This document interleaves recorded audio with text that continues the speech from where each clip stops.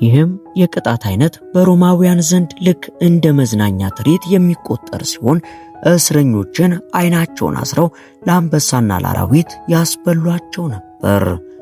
ሰላም ውድ የሉሲ ቲፕስ ቤተሰቦች፣ መቼም የሰው ልጅ ላጠፋው ጥፋት ተመጣጣኝና ተገቢውን ቅጣት ማግኘቱ አግባብ ቢሆንም ጥንታውያን ሮማውያን ግን የሰው ልጅን ለመቅጣት የሚሄዱበት ርቀትና ይጠቀሟቸው የነበሩት የቅጣት አይነቶች ግን እንዴት የሰው ልጅ በሰው ልጅ ላይ እንዲህ ያደርጋል የሚያስብሉ አይነት ሲሆኑ እኛም ለዛሬ በሰው ልጅ ታሪክ ውስጥ ጭካኔን የተላበሱ የሮማውያን የቅጣት አይነቶችን ልናስቃኛችሁ ነውና አብራችሁን ቆዩ።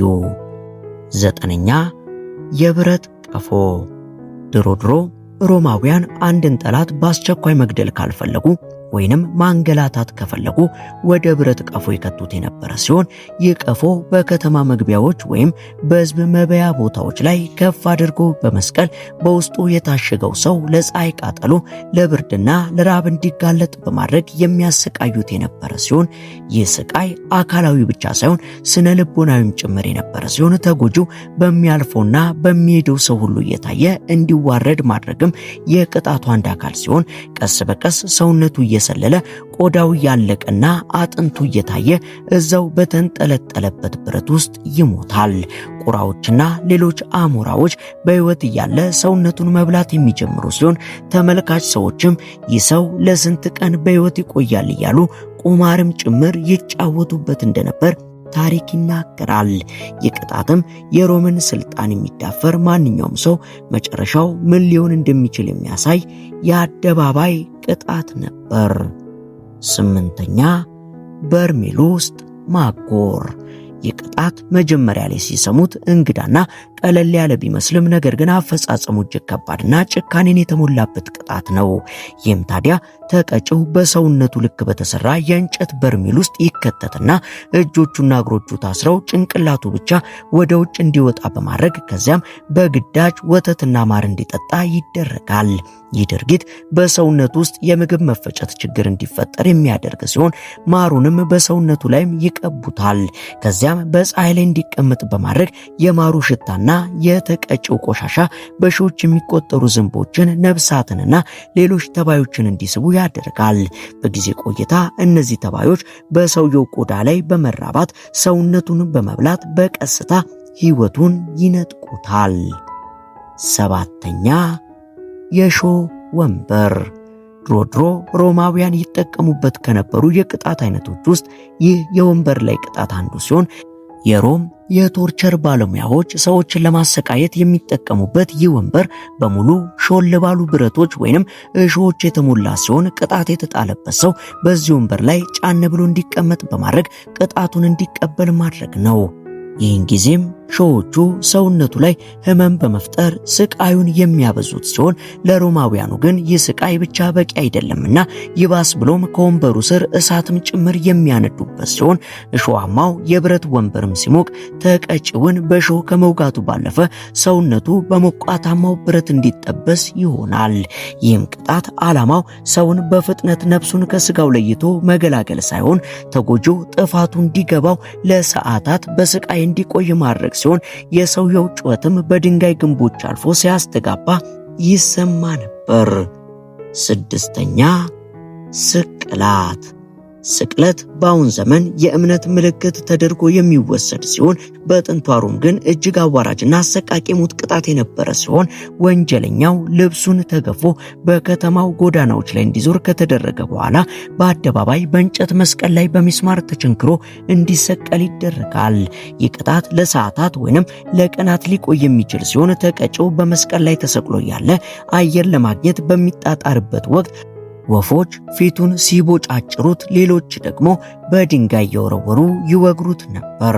የሮም ወታደሮች ሂደቱን ለማፋጠን ሲሉ አንዳንድ ጊዜ በመስቀል ላይ ሳሉ በጦር ይወጓቸውም ነበር። በአንድ ወቅትም የስፓርታከሶች ከተሸነፉ በኋላ በሺዎች የሚቆጠሩ ሰዎች በሮም ጎዳናዎች ላይ ተሰቅለው ይታዩ እንደነበር የታሪክ ድርሳናት ያሳያሉ። 5ኛ በእሳት ማቃጠል።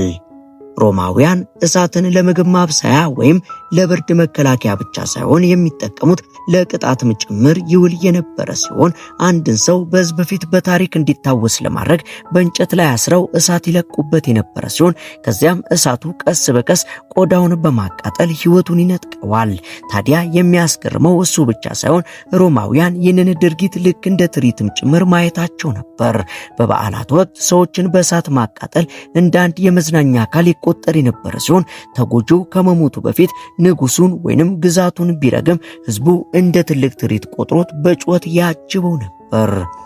አራተኛ ሰዎችን እንደ ሻማ።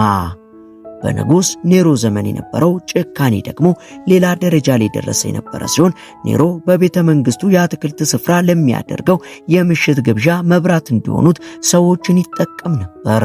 ተቀጪዎችም በቀላሉ በሚቀጣጠል ቅባት እንዲለቀለቁ ከተደረገ በኋላ ረጅም እንጨት ላይ ታስረው እሳት እንዲለቀቅባቸው ይደረጋል።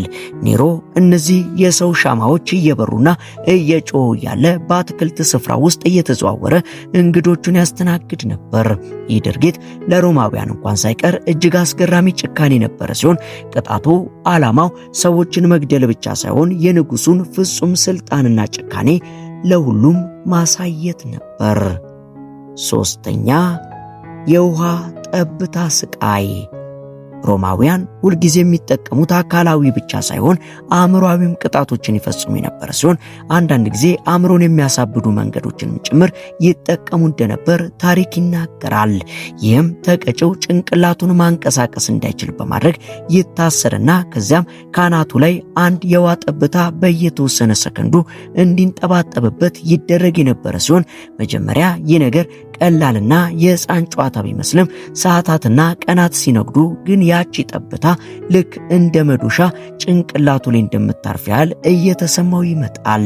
ተቀጪውም ያቺን የመዶሻ ያህል ስሜት ያላትን ጠብታዋ ለመሸሽ ቢሞክርም ከባድ ይሆንበትና ራሱን እንዲስት ወይንም የአእምሮ በሽተኛ እንዲሆን ያደርገዋል።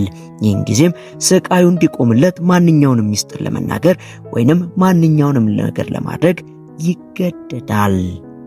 ሁለተኛ የከረጢት ቅጣት።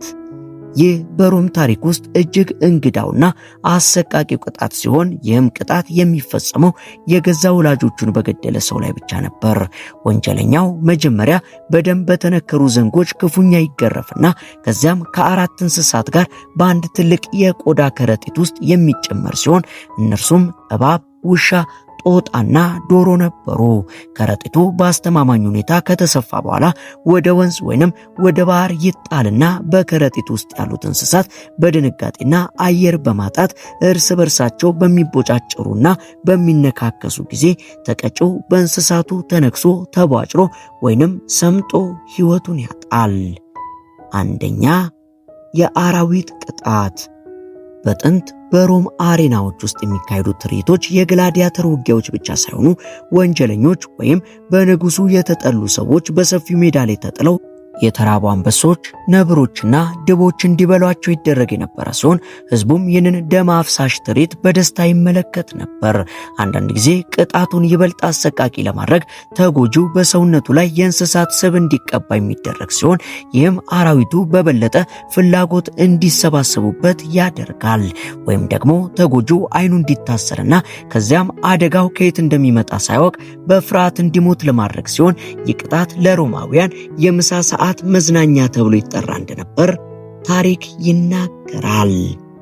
እነዚህ ሁሉ የሮማውያን የቅጣት መንገዶች የሚያሳዩት አንድ ነገር ቢኖር የሰው ልጅ ስልጣኑን ለማስጠበቅ ሲል ምን ያህል ጨካኝ ሊሆን እንደሚችል ሲሆን ሮማውያን እነዚህን ድርጊቶች እንደ መደበኛ የሕግ አካልና እንደ ሕዝብ መዝናኛም ይቆጥሯቸው ነበር። ዛሬ ላይ ሆነን ስናየው ድርጊቶቹ ሊታመኑ የማይችሉ ቢመስሉም በጥንቷ ሮም ግን የዕለት ተዕለት እውነታዎች ነበሩ። የታሪክ መዛግብት እንደሚያሳዩት እነዚህ ቅጣቶች ሰባቶቹ መጀመሪያ ድረስ በአንዳንድ የአውሮፓ ክፍሎች በተለወጠ መልኩ ይተገበሩ የነበረ ሲሆን ይህ ዘግናኝ ታሪክ የሰው ልጅ ወደ ስልጣኔ ለመድረስ ምን ያህል ረጅምና ደም አፋሳሽ መንገድ እንደተጓዘ እንድንረዳ ያደርገናል።